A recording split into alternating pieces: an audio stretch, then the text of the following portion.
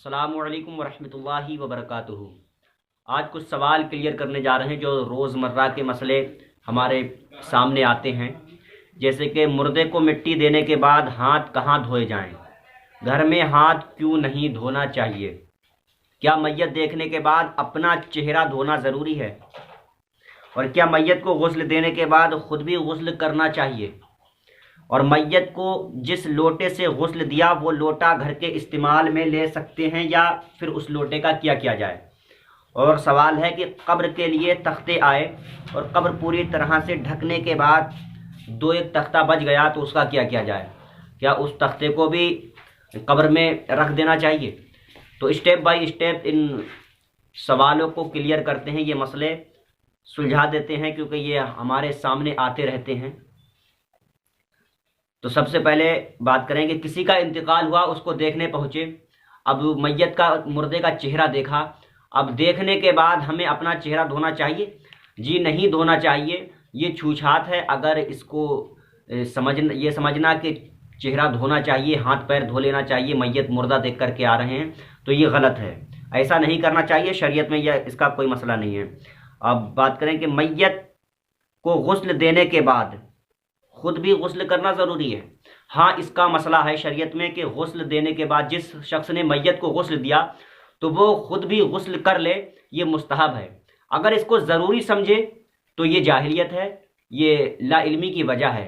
शरीयत में इसका जिक्र नहीं है कि ज़रूरी है, ज़रूरी का जिक्र नहीं है, मुस्तहब है। हाँ, और मैयत को जिस लोटे से गुस्ल दिया गया तो उस लोटे को क्या किया जाए।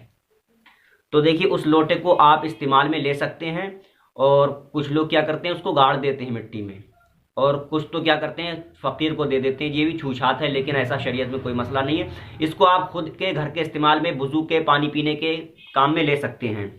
और कब्र के लिए तख्ते आए और उसको ढक दिया, कपड़ जो है तख्ते बच गए, या कुछ और सामान इत्र वगैरह, कपड़ा वगैरह कुछ भी बच गया, तो उसको आप इस्तेमाल में ले सकते हैं। घर ले जाइए वापस। अगर तख्ता बच गया है तो उसको मिट्टी कब्र में वापस रखना, ये माल को ज़ाया करना है, और माल को ज़ाया करने का गुनाह मिलेगा। तो तख्ता जो बच गया है उसको वापस ले जाइए। ये मत सोचिए कि ये मुर्दे के नाम की चीज़ें आई थी तो ये इसको घर पे नहीं ले जा सकते, तो ये गलत है। इसको घर खुद के इस्तेमाल में ले लीजिए। अच्छा, मुर्दे को मिट्टी देने के बाद हाथ कहाँ धोए जाएं, क्या घर में हाथ, और घर में हाथ क्यों नहीं धोते?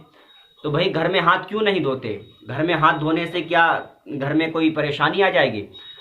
और ये कहते हैं कि घर कब्रिस्तान की मिट्टी कब्रिस्तान में ही रह जाना चाहिए और घर में हाथ नहीं धोना चाहिए, घर के बाहर हाथ धोना चाहिए। ऐसा मसला कुछ नहीं है। हाँ, इतना है एहतियातन कि कब्रिस्तान की मिट्टी है वहीं पर झाड़ लेना चाहिए या हाथ धो लेना चाहिए, तो कोई अच्छी बात है। लेकिन ये ज़रूरी नहीं है कि कब्रिस्तान में ही हाथ धोएं या घर के बाहर हाथ धोएं। और एक मसला भी आया था कि वो कह रहे थे कि कब्रिस्तान की मिट्टी का जो है हाथ धोने के बाद जो पानी नाली में ना बहे, तो ऐसा भी कोई मसला नहीं कि इतनी इसको ताज़ीम दी जाएगी कि कुरान से ज़्यादा बढ़कर है। मुफ्ती साहब से मैंने कॉल से बात की थी, वो रिकॉर्डिंग भी मैंने फिट कर ली थी, वो रिकॉर्डिंग है, फिलहाल उन्होंने क्लियर कर दिया था, ऐसा कोई मसला नहीं है। जो है कब्रिस्तान में धोएं या घर पे धोएं, इसका कोई मसला नहीं है। तो ये मसले क्लियर हो गए इंशाअल्लाह तबारक व तआला। कुछ और भी इसी के ताल्लुक से, इसी रिलेटेड और भी बहुत सारे मसले हैं जो अभी होने को, क्लियर होने को बाकी हैं। इंशाअल्लाह तबारक व तआला हम इसी वीडियो के ज़रिए से गुफ्तगू आपसे करेंगे और मसले क्लियर कर देंगे।